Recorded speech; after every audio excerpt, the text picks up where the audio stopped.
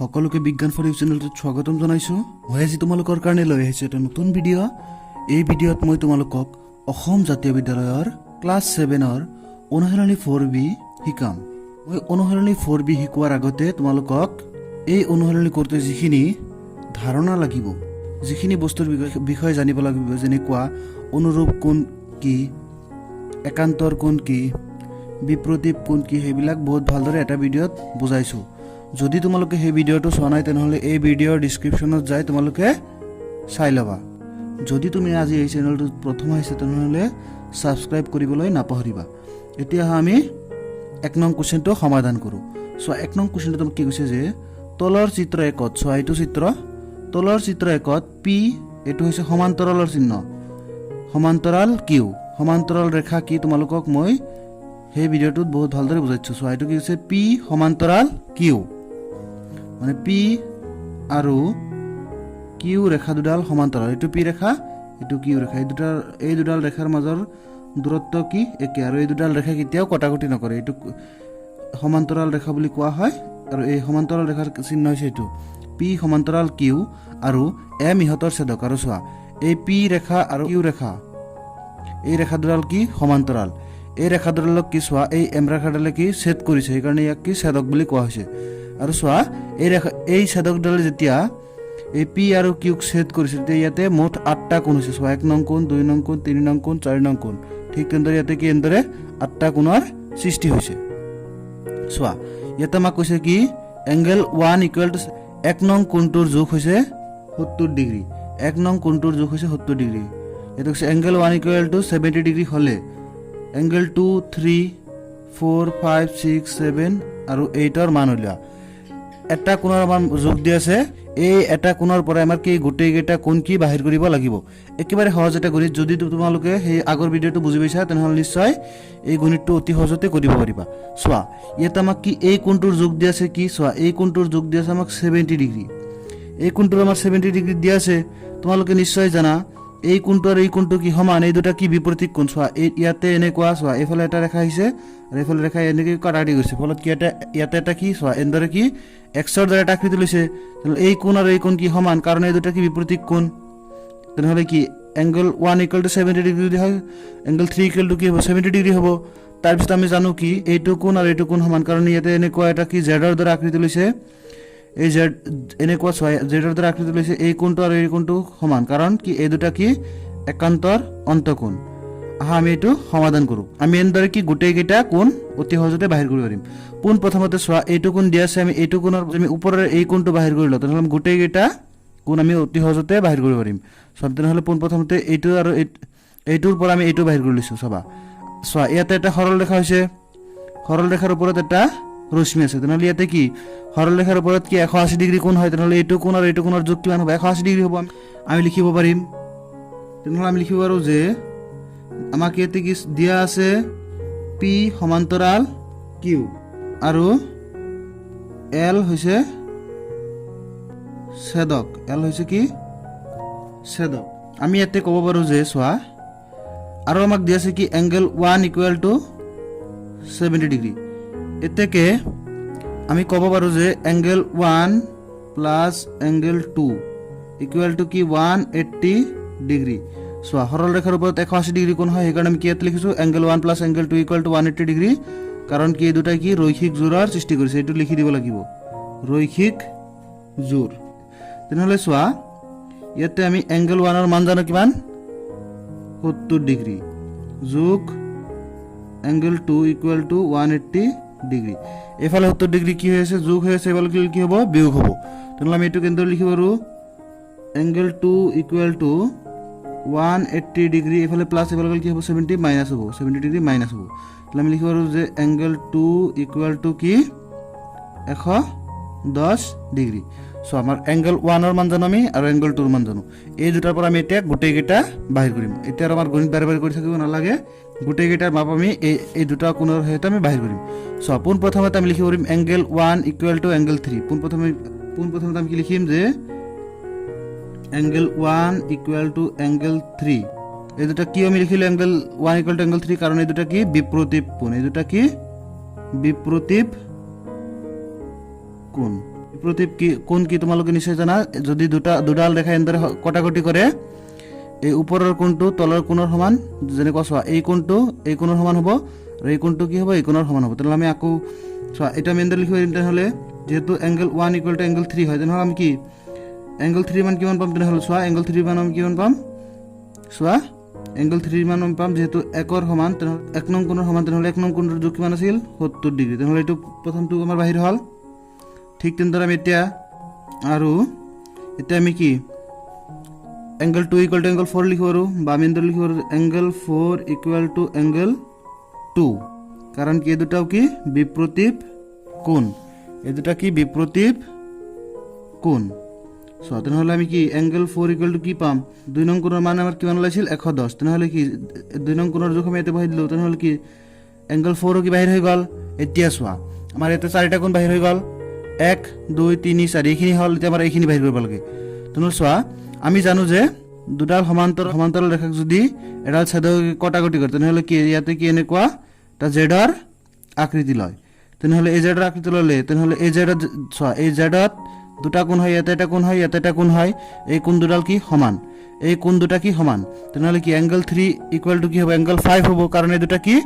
একান্তৰ অন্তকোণ এই দুটা কোৱা হ'ব কি একান্তৰ অন্তকোণ আমি ইয়াতে লিখিব পাৰিম আৰু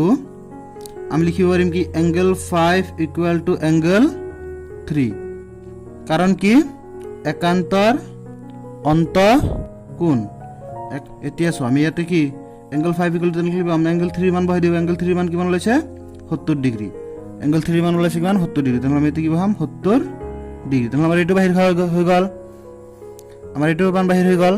তেনেহ'লে আমি কি চোৱা আকৌ ইয়াতে চোৱা আৰু এটা আমি জেড বনাব পাৰিম এনেদৰে ওলোটা জেড বনাব পাৰিম চোৱা এনেকুৱা আহি এনেকুৱা চোৱা এনেকুৱা ওলোটা এটা জেড হ'ব চোৱা এনেকুৱা আহি এনেকুৱা এটা ওলোটা জেড হৈছে তেনেহ'লে ইয়াতে এটা কোণ হৈছে ইয়াতে এটা কোণ হৈছে কোণ দুটা কি হ'ব সমান হ'ব তেনেহ'লে কি এংগল 4 ইকুৱেল টু কি হ'ব এংগল 6 হ'ব তেনেহ'লে আমি আকৌ লিখিব পাৰোঁ যে আকৌ বা আৰু দিলেই হ'ল আৰু আমি কি লিখিব পাৰিম যে এংগল 6 ইকুৱেল টু এংগল 4 কাৰণ কি হত কি একান্তৰ অন্তকোণ আমি কি লিখিব পাৰোঁ যে এংগল 6 ইকুৱেল টু কিমান হ'ব চোৱা এংগল 4 মান বহাই দিয়া কিমান 110 ডিগ্ৰী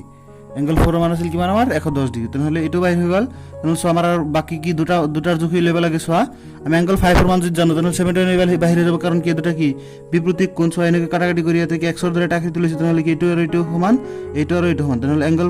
5 ইকুৱেল টু এংগল 7 লিখিব পাৰোঁ তেনেহ'লে আমি ইয়াতে কি লিখিম আৰু এংগল 7 ইকুৱেল টু আমি কি লিখিম এংগল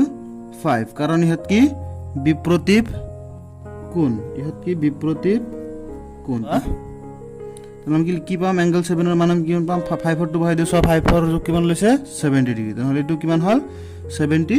ডিগ্ৰী এতিয়া আমাৰ লাষ্ট কি উলিয়াব লাগে এংগল 8 মান উলিয়াব তেনেহ'লে আমি এইটো কি লিখিম আৰু আমি লিখিব পাৰোঁ যে এংগল 8 ইকুৱেল টু এংগল 6 কাৰণ ইহঁত কি বিপ্ৰতীপ কোণ তেনেহ'লে চোৱা আমাৰ এংগল 8 মান আমাৰ কিমান ল'ব চোৱা এংগল 8 ইকুৱেল টু আমি কি লিখিছোঁ এংগল 6 তেনেহ'লে এংগল 6 মান কিমান 110 ডিগ্ৰী তেনেহ'লে চোৱা আমাৰ 18টা কোণৰ জোখ কি অতি সহজতে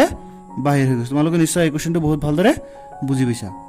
এতিয়া আমি 2 নং প্ৰশ্নটো সমাধান কৰোঁ চোৱা 2 নং প্ৰশ্নটো তোমাক কি সুধিছে 2 নং প্ৰশ্নটো তোমাক সুধিছে যে ওপৰৰ চিত্ৰ 2ত চোৱা ইয়াতে ওপৰৰ চিত্ৰ বুলি এই কাৰণে কৈছে কাৰণ কিতাপত চিত্ৰটো কি ওপৰত আছে সেইকাৰণে ওপৰৰ চিত্ৰ বুলি কৈছে ওপৰৰ চিত্ৰ 2ত এ আৰু বি ৰেখাডালক এল ছেদকে দুটা বিন্দুত ছেদ কৰিছে চোৱা এ আৰু বি এই ৰেখাডালক কি এই এল ছেদকে কি দুটা বিন্দুত ছেদ কৰিছে এই বিন্দু আৰু এই বি বিন্দুত ছেদ কৰিছে এ আৰু বি বিন্দুত ছেদ কৰিছে ফলত কি ইয়াতে চোৱা 8টা কোণৰ সৃষ্টি হৈছে ইয়াতে 4টা এনেকৈ 8টা কোণৰ সৃষ্টি হৈছে ইয়াৰ কৈছে যে ইয়াৰে এংগল 2 ইকুৱেল টু 120 ডিগ্ৰী আৰু এংগল 8 ইকুৱেল টু 120 ডিগ্ৰী এইটো কোণৰ জোখ আৰু এইটো কোণৰ জোখ আমাক দিয়া আছে কিমান 120 ডিগ্ৰী আৰু 120 ডিগ্ৰী আমাক কৈছে যে এ সমান্তৰাল চোৱা এইটো কি সমান্তৰাল এ সমান্তৰাল বি হয়নে নহয় পৰীক্ষা কৰা এই এ ৰেখা আৰু বি ৰেখা এই ৰেখা দুডাল সমান্তৰাল হয়নে নাই আমাৰ এইটো কি পৰীক্ষা কৰিব লাগে যিকোনো দুডাল ৰেখা সমান্তৰাল হয়নে নহয় সেইটো পৰীক্ষা কৰাৰ কাৰণে আমাৰ তিনিটা ধৰ্ম আছে আমি যদি এই ৰেখাডালক সেই তিনিটা ধৰ্মৰ যিকোনো এটা ধৰ্মৰ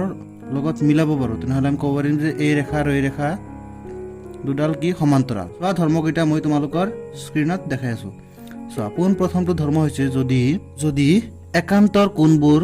সমান হয় তেনেহ'লে আমি ক'ব পাৰিম যে ৰেখা দুডাল সমান্তৰাল একান্তৰ কোণবিলাক যদি দুডাল ৰেখা এডাল ছেদকে ছেদ কৰে তেতিয়া চোৱা এনেকুৱা এটা কি ইয়াতে জেডৰ দৰে এটা আকৃতি লয় এই জেডৰ এই কোণ আৰু এই কোণ দুটাক একান্তৰ কোণ বুলি কোৱা হ'ব ঠিক তেনেদৰে এই কোণ আৰু এই কোণক একান্তৰ কোণ বুলি কোৱা হ'ব বুজিছা তুমি এইটো আৰু এইটো এই 3 আৰু 5ক যদি সমান বুলি দেখাব তেনে ক'ব পাৰিম যে এই দুডাল কি সমান্তৰাল বা 4 আৰু 6ক যদি দেখাব তথাপি ক'ব পাৰিম যে এইকেইটা কি সমান্তৰাল ঠিক তেনেদৰে অনুৰূপ কোণবোৰ যদি আমি সমান দেখাব পাৰো তেনেহ'লে ক'ব পাৰিম যে ৰেখা দুডাল সমান্তৰাল অনুৰূপ কোণবিলাক ছেদকৰ একেফালৰ আৰু এই এ আৰু বি ৰেখা দুডালৰ ওপৰৰ কোণ যেনেকুৱা ছেদকৰ একেফালৰ মানে ছেদকৰ যদি আমি সোঁফালটো লওঁ চোৱা এইটো কি 1 এইটো কি চোৱা 1 নং কোণটো কি চোৱা ছেদকৰ সোঁফালে এই ৰেখাডালৰ কি ওপৰত ঠিক তেনেদৰে এই 5 নং কোণটো কি ছেদকৰ সোঁফালে বি ৰেখাডালৰ ওপৰত চোৱা তেনেহ'লে এই কোণ আৰু এই কোণ যদি সমান দেখাব পাৰো ক'ব পাৰিম যে এইটো কি সমান্তৰাল ঠিক তেনেদৰে 2 আৰু 6 3 আৰু 7 4 আৰু 8 যদি সমান দেখাব তেনে ক'ব পাৰিম যে এই ৰেখাডাল কি সমান্তৰাল বা আৰু এটা ধৰ্ম আছে যদি আমি ছেদকৰ একেফালৰ অন্তঃকোণৰ সমষ্টি যদি আমি 180 ডিগ্ৰী দেখাব পাৰো আমি ক'ব পাৰিম যে এই দুডাল কি সমান্তৰাল যেনেকুৱা এই 4 নং কোণ আৰু 5 নং কোণ যদি আমি যোগ কৰি 180 ডিগ্ৰী দেখাব পাৰো ক'ব পাৰিম যে এই ৰেখা দুডাল সমান্তৰাল বা 3 আৰু 6 কোণ দুটাৰ যোগ যদি আমি যোগ কৰি 180 ডিগ্ৰী পাওঁ তথাপি ক'ব পাৰিম যে সমান্তৰাল গতিকে আমি ইয়াৰ যিকোনো এটা ধৰ্ম মিলাব পাৰিলে আমি ক'ব পাৰিম যে কি এই ৰেখা দুডাল সমান্তৰাল গতিকে আমি কোৱেশ্চনটো সমাধান কৰো চোৱা পোন প্ৰথমতে আমাক কোৱেশ্চনটোত দিয়া আছে কি কোৱেশ্চনটোত আমাক দিয়া আছে যে এংগল 2 = 120 ডিগ্ৰী আৰু এংগল 8 = 120 ডিগ্ৰী চোৱা এইটো কোণৰ যোগ দিয়া আছে আমাৰ আৰু এইটো কোণৰ যোগ দিয়া আছে গতিকে একেবাৰে সহজ চোৱা আমি এই এংগল 2 ৰ পৰা কি আমি এংগল 4 বাহিৰ কৰিব পাৰিম এংগল 2 ৰ পৰা আমি কি এংগল 4 বাহিৰ কৰিব পাৰিম আমি লিখিব পাৰিম যে এতেকে আমি ক'ব পাৰো যে এংগল 2 চোৱা এইটো কোণ আৰু এইটো কোণ কি বিপৰীত কোণ চোৱা ইয়াতে কি এনেকুৱা বিপৰীত কোণ কি মই তোমালোকক আগৰ কোৱেশ্চনটোত আগৰ ভিডিঅ'টোত বুজাই দিছো চোৱা এনেকুৱা ধৰা হ'ল এইটো এ ৰেখা আৰু এইটো বি ৰেখা এই যেতিয়া এনেকুৱা কাটাকাটি কৰে তেতিয়া চোৱা এনেকুৱা এটা কি এক্সৰ দৰে আকৃতি লৈছে চোৱা ইয়াতে এনেকুৱা এটা কি এক্সৰ দৰে আকৃতি লৈছে তেতিয়া কি এই কোণটো এই কোণৰ সমান হয় এই চোৱা এইটো কোণৰ অপজিট কি এইটো কোণ আছে তেনেহ'লে এই কোণ দুটা সমান ঠিক তেনেদৰে এই কোণ আৰু এই কোণ সমান তেনেহ'লে এই 2 নং কোণটো কি 4 নং কোণৰ সমান হ'ব তেনেহ'লে আমি লিখিব পাৰো যে কি এংগল 4 = কি এংগল 2 কাৰণ ইহঁত কি বিপৰীত কোণ ইহঁত আছে বিপৰীত কোণ তেনেহ'লে আমি লিখিব পাৰো যে implies 4 = আমি এংগল 4 = আমি কি লিখিব পাৰো 120 ডিগ্ৰী কাৰণ চোৱা এংগল 2 মান কি 120 ডিগ্ৰী তেনেহ'লে কি এংগল 4 ৰ মানৰ কি হ'ব 120 ডিগ্ৰী হ'ব চোৱা এইটোক আমি 1 নং সমীকৰণ বুলি ধৰিছো এতিয়া আমি চোৱা এংগল 8 ৰ পৰা কি এংগল 6 বাহিৰ কৰিম এংগল 8 ৰ পৰা আমি কি এংগল 6 বাহিৰ কৰিব পাৰিম তেনেহ'লে আমি এতিয়া লিখিব পাৰো যে আকৌ লিখিব পাৰিম যে এংগল 6 = এংগল 8 কাৰণ ইহঁত কি বিপৰীত কোণ একেবাৰে সহজ চোৱা ইহঁত কি বিপৰীত কোণ তেনেহ'লে মই লিখিব পাৰো যে ইমপ্লাইজ এংগল 6 = কি লিখিব পাৰো 120 ডিগ্ৰী 120 ডিগ্ৰী এটুক দিব পাৰো মই কি 2 নং সমীকৰণ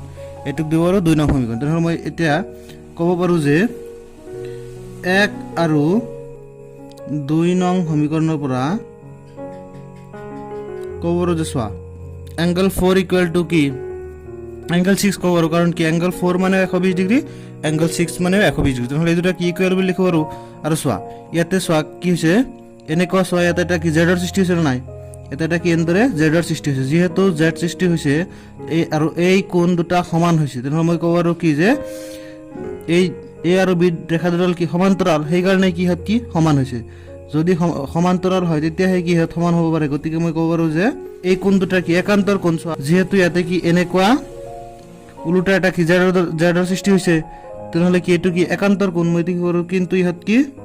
একান্তৰ অন্তঃকোণ গতিকে আমি কি লিখিব পাৰো যেহেতু একান্তৰ অন্তঃকোণ দুটা সমান হৈছে গতিকে আমি ক'ব পাৰিম যে এ সমান্তৰাল